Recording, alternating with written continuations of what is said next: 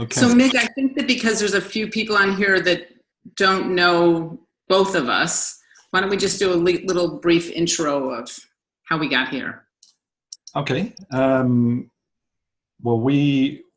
Ellen and I were on a Zoom webinar together, a webinar series of 6 weeks, specifically about the three principles: understanding and physical health, and how it had changed people's experience and their health itself. And during that webinar series, on one of them, I shared an insight that I'd had, which was very helpful. And Ellen reached out to me and wanted to, she was struck by what I had been sharing. And so we started a conversation. And that conversation has now continued since April last year. So we keep having new things to say to each other or to ourselves, or new understandings and new perspectives, both about our physical health and also about the three principles understanding. And so from that, we've started sharing or opening up our conversation to other people, is probably the easiest way I could say it. So it's not like we have any specific expertise or super wisdom, or but this is just an exploration of what we see and what other people have seen as well, or see in their way. Yeah, we do. I see that we do have expertise in our own lives and the things that we've witnessed in other people. And so in addition to webinars like this, we've done small groups with a handful of people where we're kind of focused on one area of healing, or one area of health, or one direction of healing, health and healing, and where we all get to learn from one another about how we can really experience life and physical symptoms and our relationship with our health so much differently than for sure I did in the past. And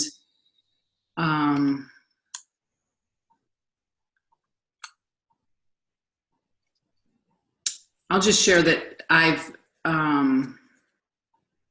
had experiences with like 3 different autoimmune labels come through, and I've had 3 different experiences with those 3 different, one where the symptoms came and went, and during that time I just had no identification that my body could attack itself, and one just kind of like a total denial, wouldn't even identify, wouldn't even tell my doctor about my symptoms because I didn't want the label that was so obvious to be attached to it. And then the other one, as the symptoms come and go, I just they just come and go like everything else in life. And it's so much less impactful on my life because I know that it's ebbing, my symptoms are ebbing and flowing. And that has just brought so much freedom, and I think less intense, and along the way, maybe less intensity of my symptoms too. So, and I just, I love being in conversation because I love hearing what different people say and what different people see and what different people experience in their own life, because sometimes that wakes me up to something inside of me. So, Mick and I really want to let you know, like, it's not required to participate, but that's kind of why we've opened it up, not just so we can hear ourselves talking to each other all the time, but we really like learning from other people. And I think we wanted to just begin also by, just inviting you to just check in with your body. Is there anything calling right now? and any aware of any symptoms, and just take a little mental note of, the level of symptoms or the intensity or how it impacts your life, or whatever you see from your current symptoms in the moment. So we'll just pause and allow for a scan of that.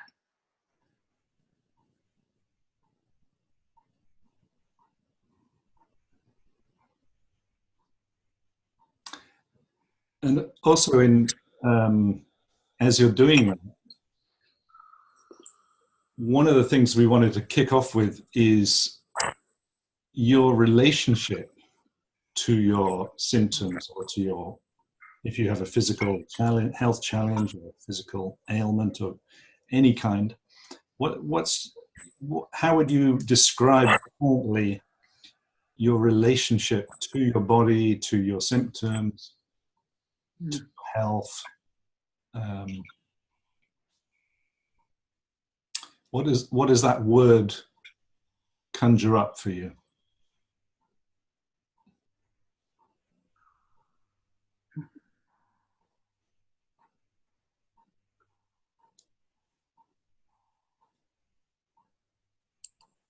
Wow, Mick, just that question allowed me to just instantly reflect on the past 9 months of our conversations and how desperate I was to get away from my symptoms, to heal my symptoms, to have for having them to go away, for having to be all of that. It was just that it meant something about me. And, back to the topic of what does love have to do with it? I mean, I knew that love, I was aware, I had an awareness that love was a powerful force in healing. And at the time when I'm in my symptoms, the last thing I want to do is love them, because that feels like that makes them want to stay around. So that's kind of how this conversation went, is, kind of developed for us. And gosh, now I'm just so aware. It's I can love me and the essence of me going through the symptoms. And I can love the gentle systems kind of as a divine tap on the shoulder, waking me up to see something new, to change something in my life, to go in a direction. And be grateful for when they're little whispers and gentle nudges, rather than screaming, yelling pain or agony or intensity. What about for you?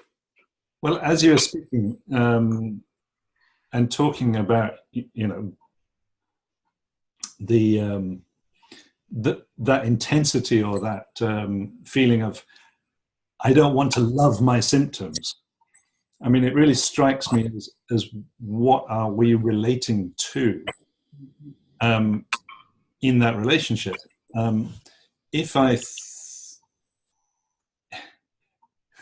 When I go through difficulties with my wife,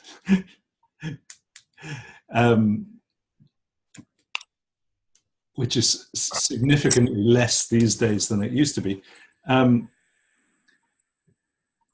the difficulties would always be to do with a behavior, or to do with a way of seeing the world, or some kind of opinion disagreement.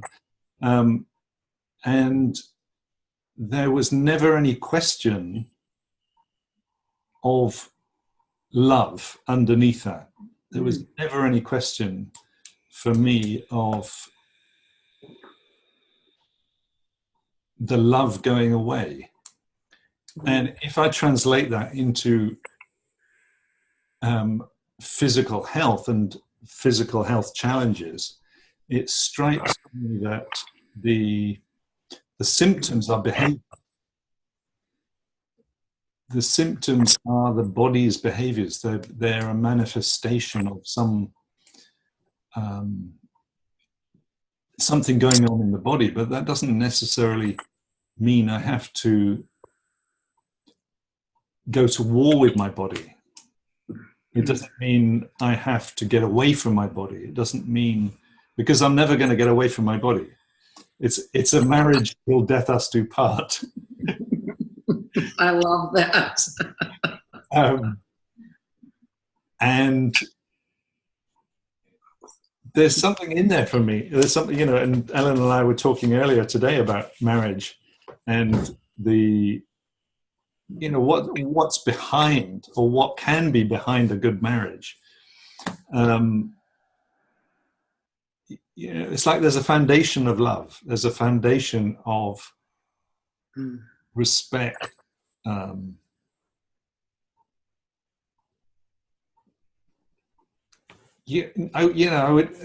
was about to say the word commitment, but it's a commitment to something.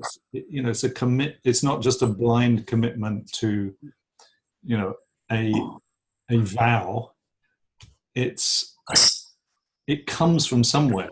And for me, if I relate that to my body,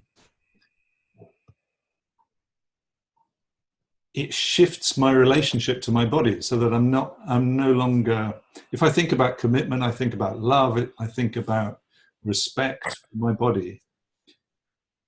It shifts an emphasis of trying to get away from something that's painful, and much more to a shared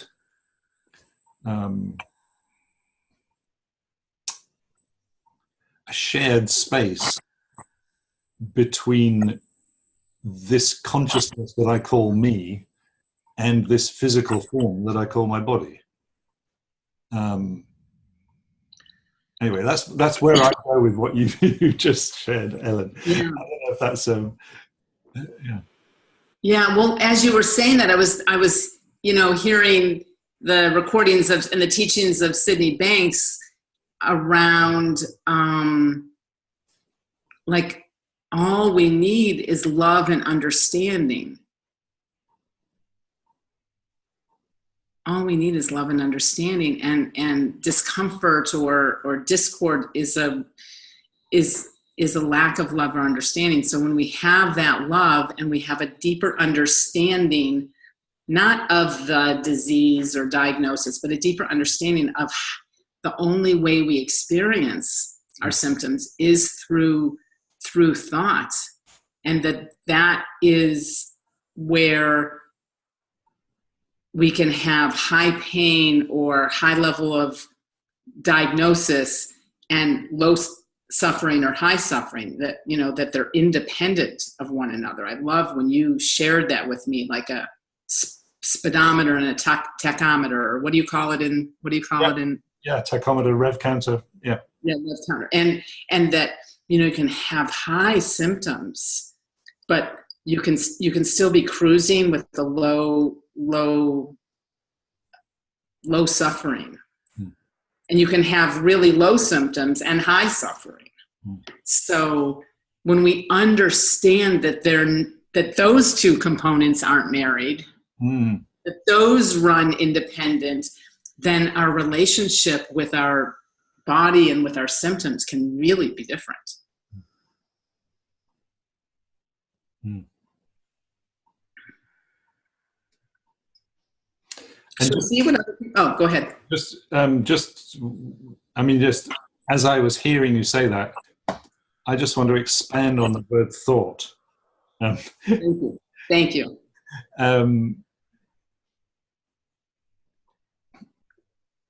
Because thought, in the sense that we're saying it, or the way that it is said it was first said by Sydney Banks, and in this Three Principles understanding, the sense of thought and the body, or the experience of our health, or the experience of our body, or experience of pain, symptoms,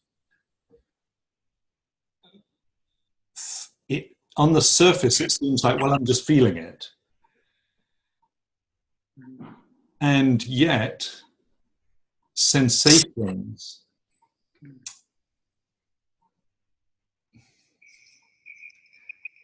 I mean, it was put very clearly to me one time when I was quite new to this understanding, and I was asking, well, when you feel something, you feel pain or something, what's thought got to do with that? Back to that. Yeah. What's thought got to do with it? And he described that if you were hit in the face by anyone, if you were hit in the face, there is a sensation, there would be pain, or punched in the face. If you knew that you had done wrong to that person and that you felt you deserved it, your experience of the pain would be very different, because the thought, or the whole experience is governed, if you like, by that thought. The thought that, oh, I deserve that.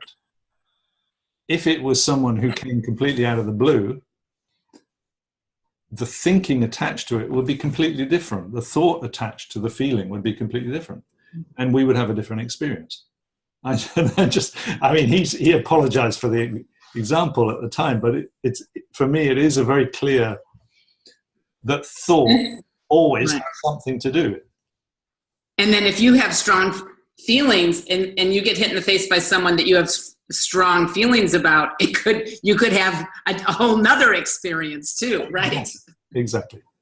Yeah, I love that. Thank you for bringing that experience, like that story's, here, because it's so relevant to how the same action has multiple different. Well, the same sensation. Yeah. The same sensation. Thank you. Yeah. And the same action. Yes. Yeah. So I'm curious if anyone has any questions or anything that they want to share, and just remind everyone, like, there's no question that's, you can't get it right, you can't get it wrong, as Michael Neal says, right? There's no, sometimes the simplest questions have like the deepest learnings and insights.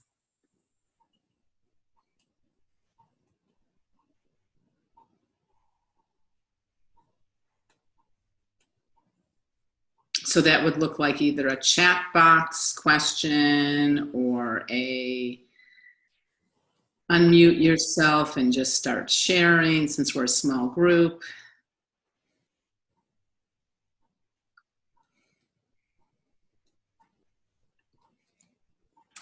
And if not, just Monica. Hello. Sorry, go ahead. Hello, Michael. Go ahead. Yeah, I just wanted to mention that 2 years ago I was told I would need a liver transplant. Stage 4 liver disease, and I would have need a liver transplant as well. Don't put me in the group yet, because I'm going up to visit family this summer.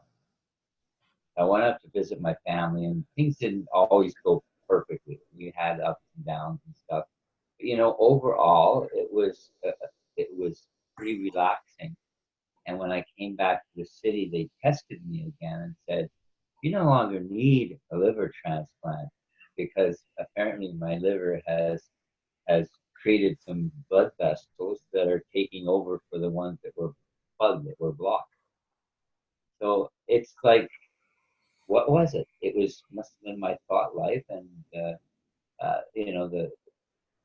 what I was doing that helped me to start. And I'm still healing slowly.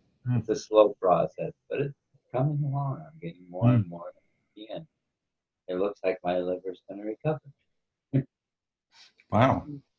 And what did I do? I didn't do anything. I just visited my family, and that was it. That's quite a journey. Yeah.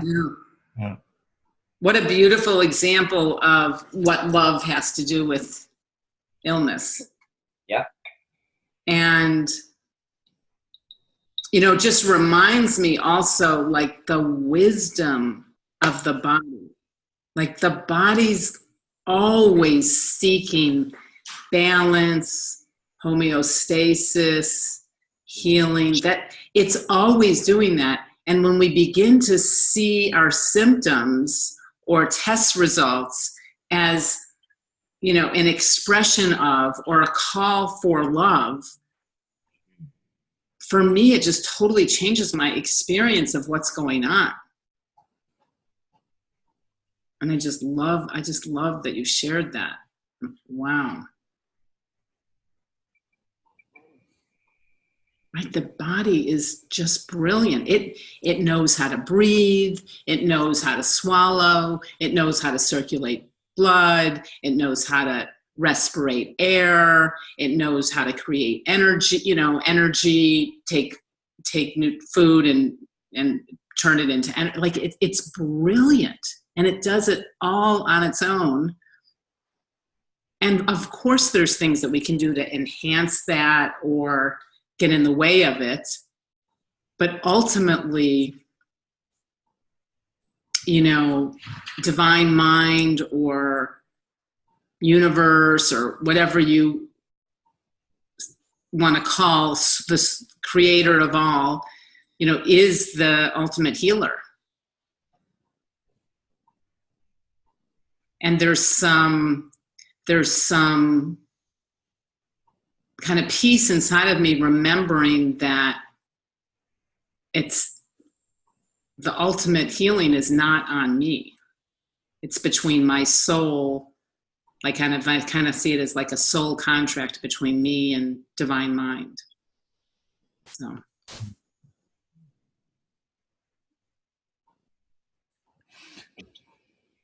No, Thank you. The times when I get into trouble, if you like, are when I think it's down to me and I need to do something, and beat myself up for not doing this or not doing that, or and at some point I wake up, usually, that I'm heading in the wrong direction. And for me, the right direction, I mean, there was something beautiful that Michael was saying about going to family. There's something about going in the right direction. I mean, that could be a metaphor for going in the right direction or going in the direction of support and care, loving and understanding. Mm-hmm.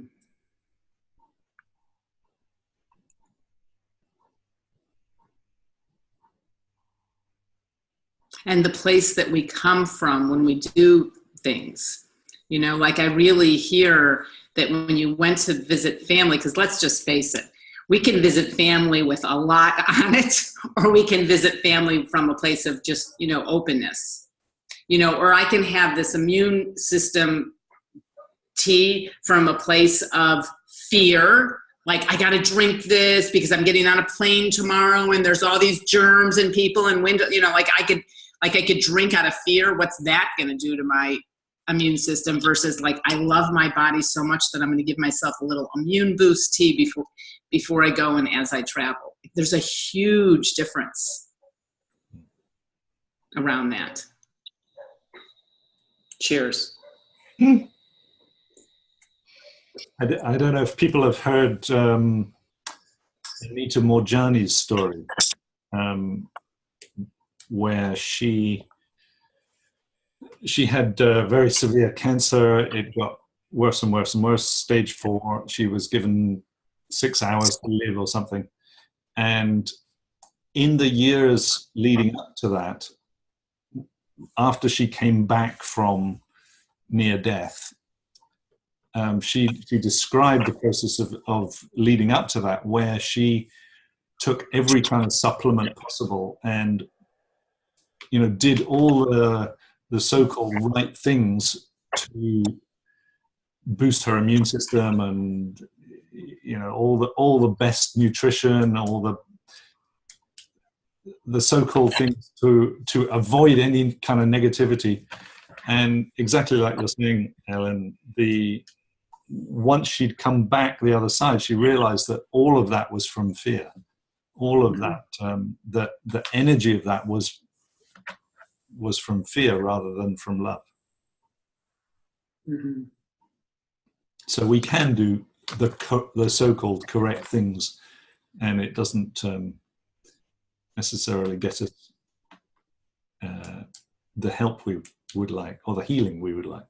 Mm. Thank you. Anyone else?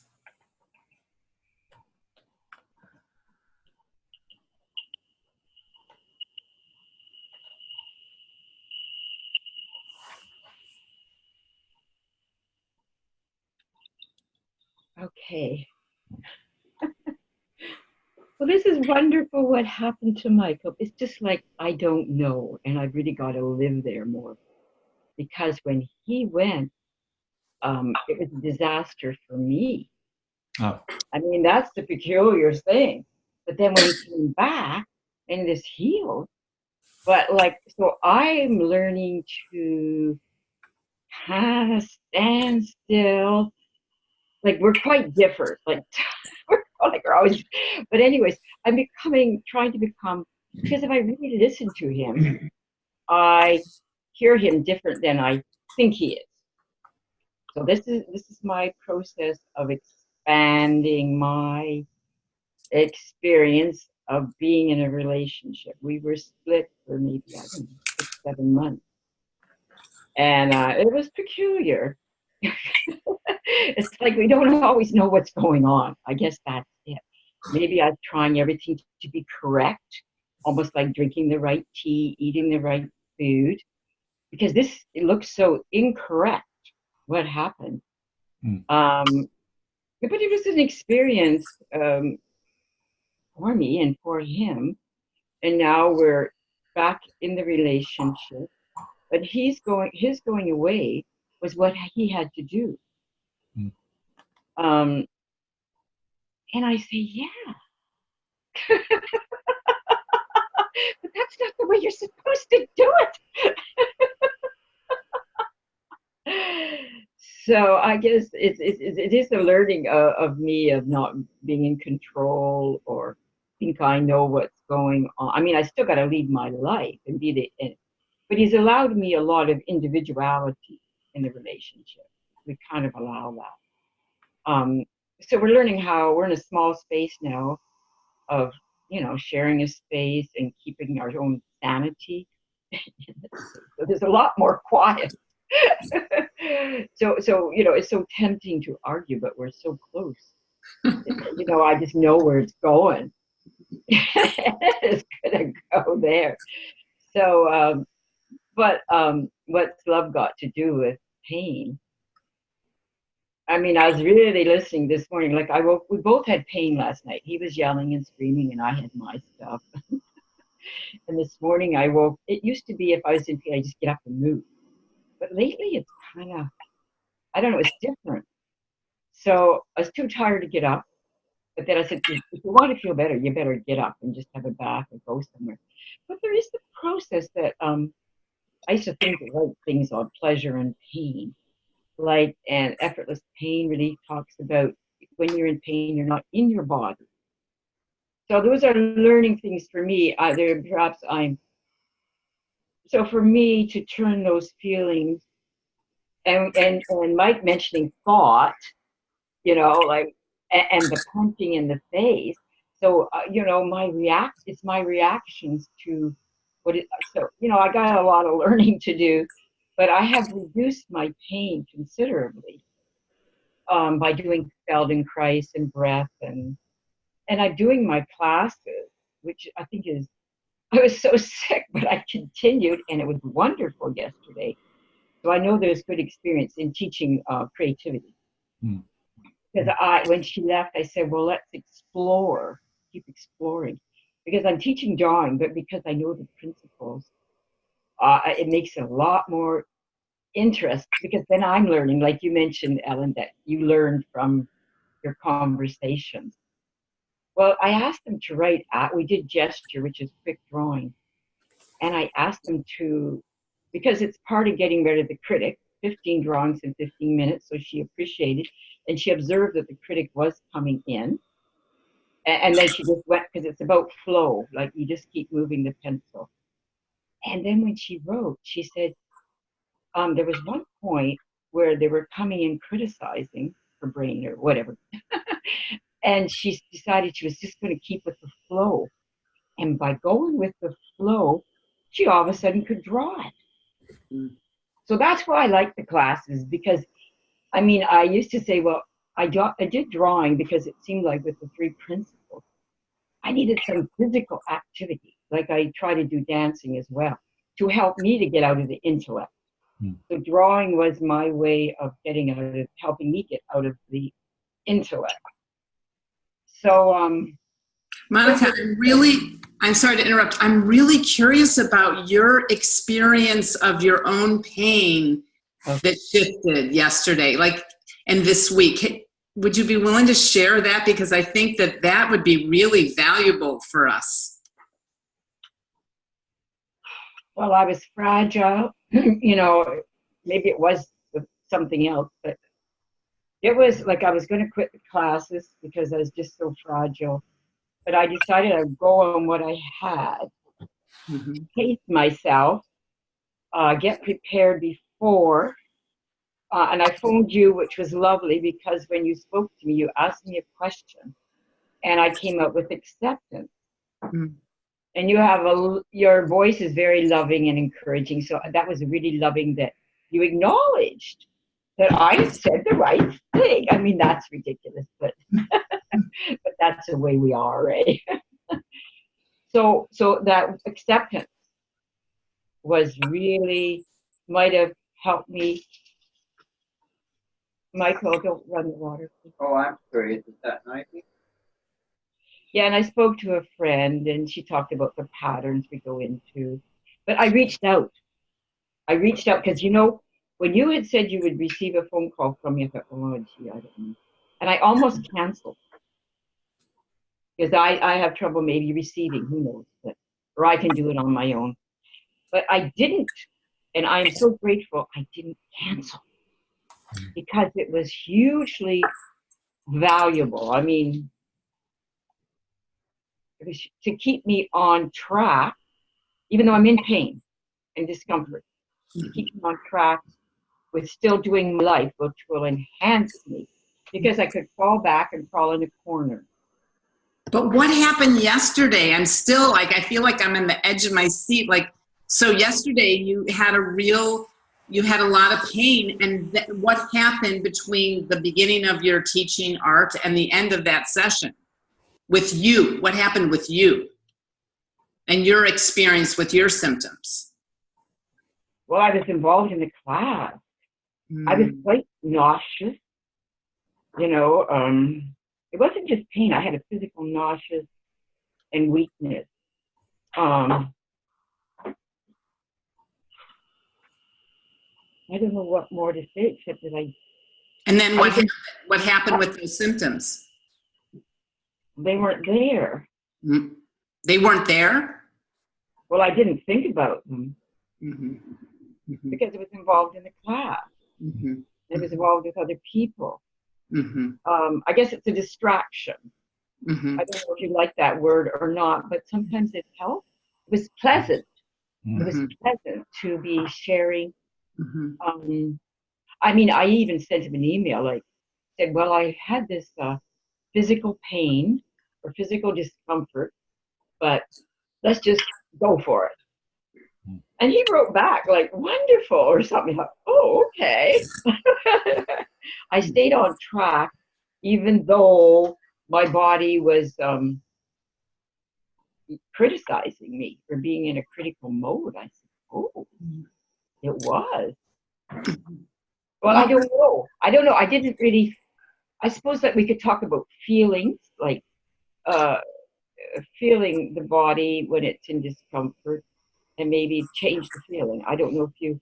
I think it's simpler than that. What I'm hearing, I mean, we can say, okay, I have pain. I'm going to do something to distract me from my pain. In my experience, sometimes that works, sometimes that doesn't, but the focus becomes on getting out of my pain. The focus becomes on a different outcome. Okay? And when I think about, I'm going to do something to distract my experience, it's rarely sustainable. It's temporary. Yeah. But when I see from this understanding, when I see I can be in my symptoms, I can feel my nausea, I can feel my pain. Like, so I'm in my thinking about my symptoms, or I'm in my life. And Mick, this might be a great time for you, because I love the way you the way you share foreground and background. So symptoms, when we're in our symptoms, they're the foreground of our life. But when we're in the room, they come to the background. Will you talk more about that? Because I love when you share that. Well, one of the experiences that was very strong for me early on in my Three Principles understanding was people had been saying, or one teacher in particular had been saying, that we can't be made to feel anything we don't think. And because I have a health challenge that I've had since 2001, and most of my adult life have been very involved with physical experience. I was a Tai Chi teacher for many years. So Tai Chi was my meditation on movement and the body. When I heard that we can't be made to feel anything we don't think, I was lying awake one morning with chest pain. I woke up with chest pain. And that phrase, we can't be made to feel anything we don't think, was running around in my system. Not any particular, I wasn't kind of desperate to try and understand it, but I was just reflecting on that in relation to this pain in my chest. And the question came into my head, or occurred to me, what is the thinking involved with this body part? How can my body be thinking, if you like? And something happened, and the reason I bring this up is because it was my first real experience of the foreground background thing, that from being completely focused on this pain, focused on this sensation, by asking myself that question of what has thought got to do with it. It seemed to be off track from what has love got to do with it, but what has thought got to do with this, or my chest? Suddenly, I was in.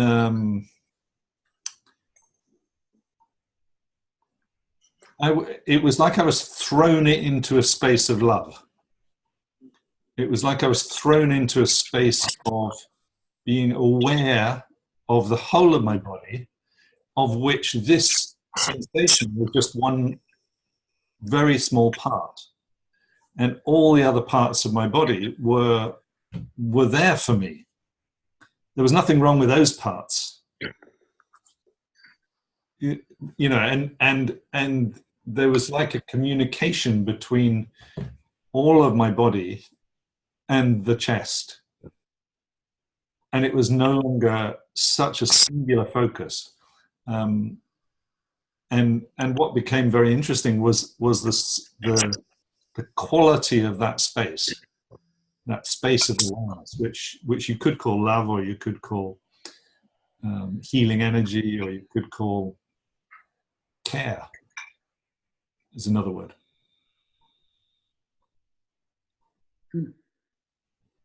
So that's where I go with.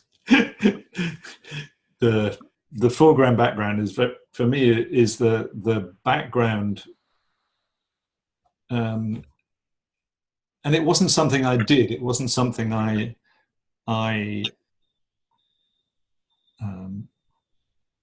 chose to. Oh, it's again back to that thing. I didn't do loving that part. It was just, it became a space in which I was aware of that part, and this sensation changed. What I'm hearing is that those words that came to you came from wisdom. They came from mind, and that connected you to the space of love. It's like it wasn't your personal mind evaluating, comparing, contrasting, judging. It was you hearing wisdom. You heard divine energy. It immediately put you in that. And the space of love was the language that you gave to that, because if we're love and we're created by the energy of love, then, and we hear a voice through that, then there's a that's what love has to do with. There's a recognition. Yeah. I've never seen it that way before now, but. And also, when Monica was speaking, I mean, I was hearing a lot of wisdom that was coming through in how she was experiencing those things. You know, underneath the personal mind, though, just in the way that she heard the word acceptance, or the way the word acceptance came to her. And the decision to be in life and to be in creativity and teach her art. I mean, you know, she could have not done that. She could have allowed her personal mind to go, oh, I can't be, well, I don't know. That's what sometimes I do. It's like, well, I can't be meaningful if I'm feeling like crap myself. How can I be a good teacher or share or be present for someone else? But just the opposite happened. Is that helpful, Monica, that what we're sharing? Yes, thank you. I appreciate. Good. And so in our, you know, the time just goes by so fast. And in our final 10 minutes, 10, 15 minutes, anything else that welcome, Michelle, if there's any, it doesn't matter that what you heard and what you didn't hear. If you want to ask any questions or share your experience with what love has to do with pain and illness, or any of the other people that are on the call, on the webinar, we love hearing from you.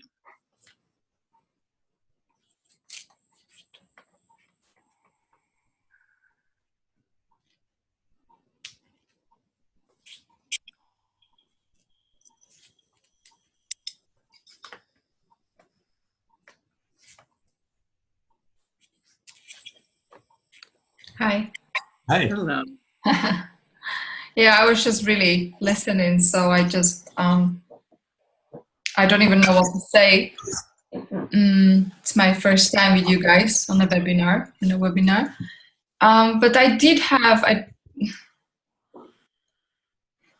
experience with or what I can see more I resist whatever symptoms I have, more they just stick around, you know. So it's the fighting what is, you know, that it just creates more of what you're fighting with. So yeah, and I suffered for many years. I suffered with chronic fatigue, and it's quite tricky because I can see how I have a big, well, I'm aware that all I'm resisting is a feeling. That's all. It's just feeling of tiredness, and that's all there is to it. But for me, somehow I really don't want to feel tired. That's why I feel tired a lot, because I'm just, somehow I'm really stuck in that, you know, I don't want to feel this, I don't want to feel it. So even though I'm aware of it, it just won't, it's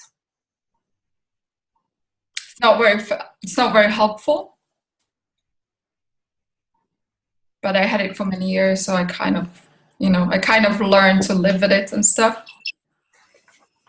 But I'd love to let go. I'd love to let go of that fighting and having, it's almost like I hate that feeling, you know, I just hate that feeling of tiredness, you know, but it's a feeling as any other feeling. There is no difference between feelings, it's just feelings. But for me, this one is just very, this one I just kind of picked that it's, you know, it's the worst, you know, I just can bear to feel tired, so yeah. It sounds like there's a lot of meaning has been built up with it. Yeah, because for many years I didn't really see this, so I really, how can I say this? I really got myself into a place where there was a lot of drama about a feeling of tiredness. So I'm kind of stuck, even though I think most of the time I'm not aware of the drama keeps going in the back of my mind, but as most of our thinking is invisible, you know, sometimes I'm aware of it, but most of the time I'm just not aware of the drama. You just suddenly feel tired and keep drinking coffee, but of course it's not helping. And so I'm just kind of stuck in that vicious cycle. But at the same time, I know it's all coming from the thinking. I'm just really, it's very clear to me, but I don't even see that thinking. I'm not aware of it, you know? It's just, yeah. I got very attached to that drama about, you know, about, oh no, this feeling is just like, it's unbearable, you know? I hate it, and more I hate it, more it sticks. So it's, yeah, it's just a vicious cycle. Mm-hmm. Until it isn't. Yeah. But even though I tell myself, well, it's fine, you know, I'm tired, it's no big deal, you know, I still feel tired. I don't know. I had it for more than 10 years. So I hear how tired you are of being tired.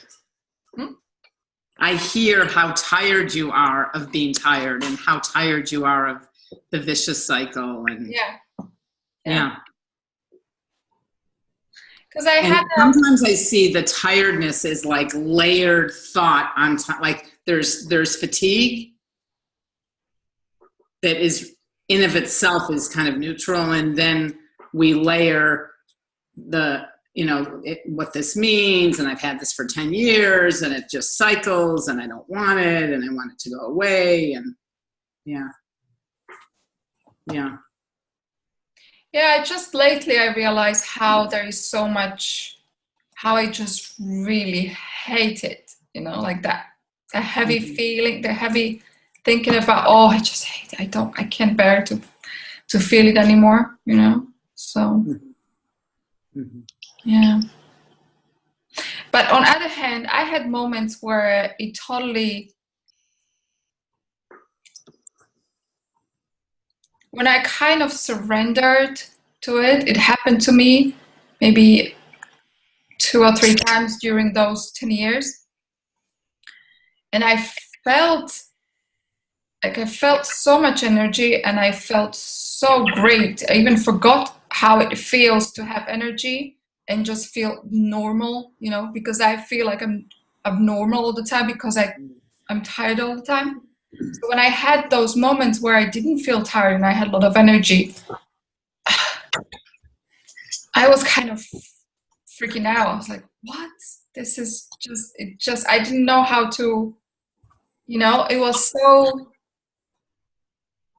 I didn't know how how to be in that or how to be with that. So the tiredness just came back because this was just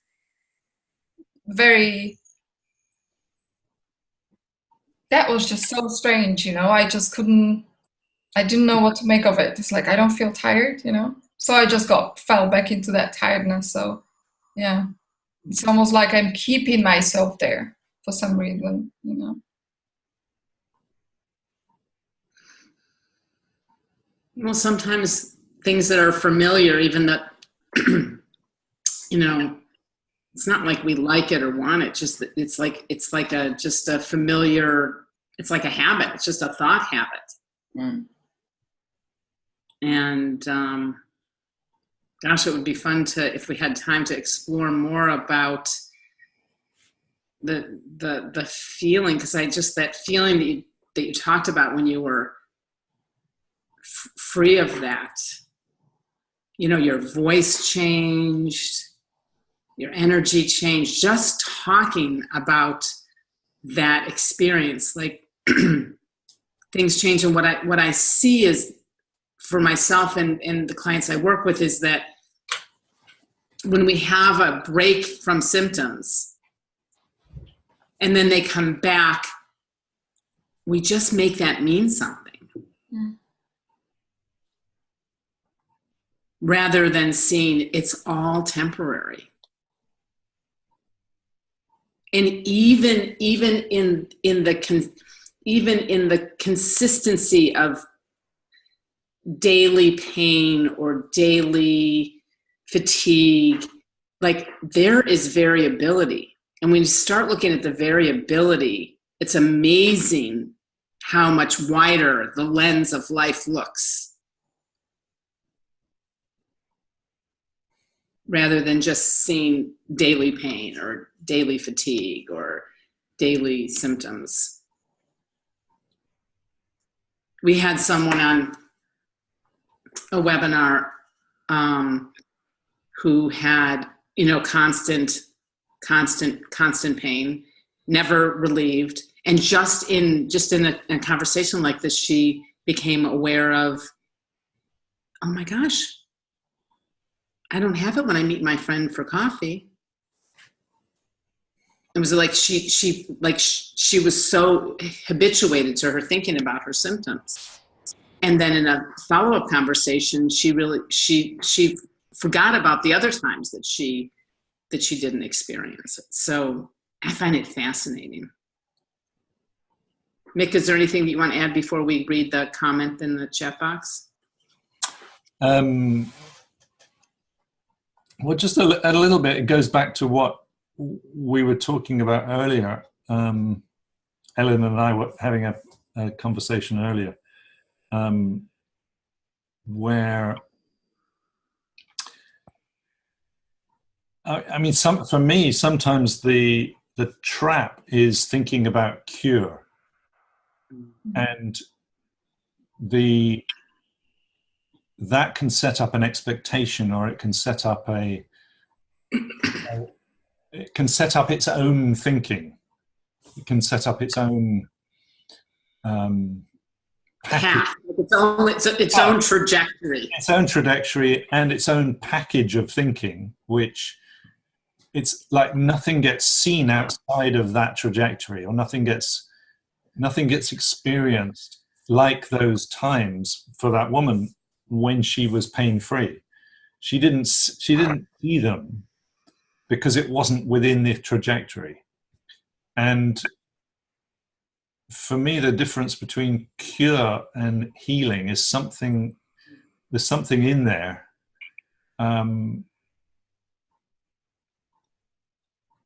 Or the healing of our experience, the healing of our, when we are more graceful with our experience, then we go more gracefully through the ups and downs, or through the turbulence, or the difficult symptoms. But when we're looking for cure, then I think that in itself keeps us tied.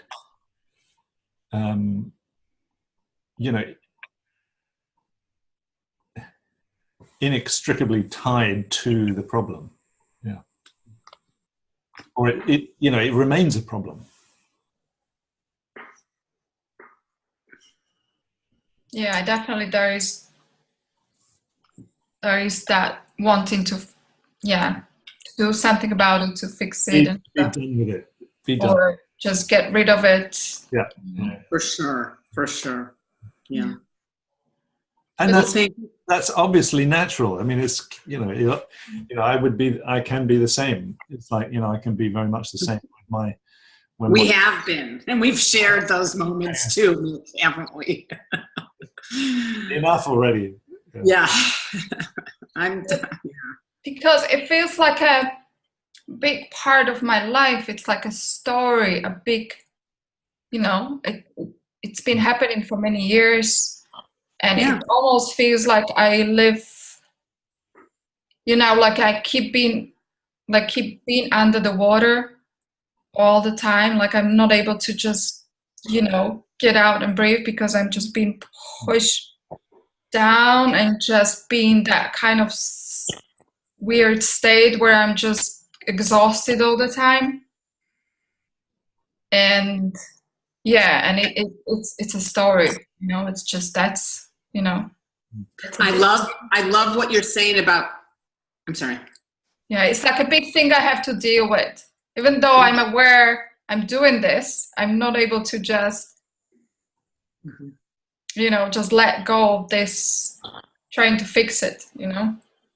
Yeah, I love what you said about being pushed underwater, because I know Bill Pettit talks a lot about, like, you know, like the beach ball that you push underwater, like it is resilient. It naturally bounces back, and the only thing that pushes it down is thought. The only thing that pushes, and it's hard to keep something underwater that naturally comes back to the surface and knows it's okay. And knows there's innate well-being regardless of any feeling, sensation, experience in life. So I just want to invite you to, if you want to continue the conversation with either one of us, please reach out to us on Facebook or email, or find us. And that goes for anyone. We love continuing. And do you want to read, or do you want me to read Kine's message? I don't mind. I'll read. Yeah. Okay, so Kine just wanted to share to everyone, I feel like sharing this webinar makes me think a lot about my past and all of the pain I have experienced. The pain made me hate my body more and more. I hated my body that gave me so much pain, but now I have a totally different experience of pain. I acknowledge that it is there, and I am grateful for what I have been through. It sounds strange, but I don't feel sorry for myself anymore. By giving myself love, the anger and shame slowly disappear. I can have a low mood, but I don't stop loving myself and my body. Lately, I have been working with people who have eating disorders, and I see the self-hatred so clearly. It makes me think love is the answer. So beautiful, Kine. Thank you so much. And what a beautiful place to end for today. And before we do, though, we just invite you to, you know, take a moment, check inside with yourself, and just see. In the beginning, we asked you to check inside and just scan your body for symptoms or your level of energy, and just see what's present now. Okay, I just had something to say for a moment, if I could. Yeah, please. Okay, and it has to do with what I talked about earlier, is that my liver's recovering slowly, way too slowly. I'm one of those people that like to have lots of energy, but I'm tired all the time. Some days I'm so exhausted I can't even get up for the day, kind of thing. But I also have days when I have good energy, at least for a few hours. and those are happening more frequently. And I just see that as, I'm not thinking about the future so much as I'm seeing what's occurring right now, which is I'm healing. I'm in the process of, and just kind of being an observer of that is really, really nice. And it's really it makes me feel a lot less difficult, I hope, and more loving. Yeah, that's so beautiful. I'm so glad you shared that with us. Thank you so much. And Mick, do you want to share what's next for us? Well, the next one of these we will be doing, we could carry on with what's love got to do with it ad infinitum, because we would never get tired of that topic. But we decided to do a new topic for the next webinar. And we'll also do one on a Thursday night and one on a Sunday night like we did this time. And the topic we decided to play with is called Where's Wisdom When You Need It? So we thought that again around health, around physical health. Yeah. Because it seems like it is complete. It can feel like it's completely absent when we're in our experience instead of in the room. So the next one will be Sunday, February 3rd.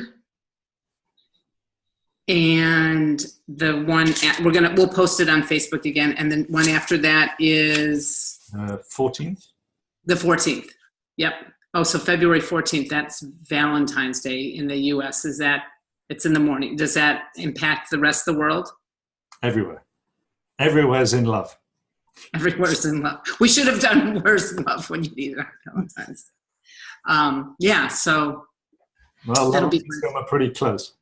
Yeah, that'll be fun to explore. Where's wisdom when you need it? I had a really powerful experience about that I look forward to sharing. So that's what we're up to, and we look forward to hearing from anyone, everyone, and for those of you that are listening to the recording, we just we're open to hearing from you too.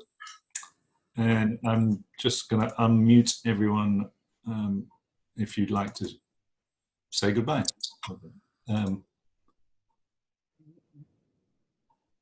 It's okay if you have background noise, Tina. Okay. Okay. Thank you. Bye-bye. Thank you. Thank you. Thank you for joining. Thank you for being with us. Bye for now. Bye. Thank you.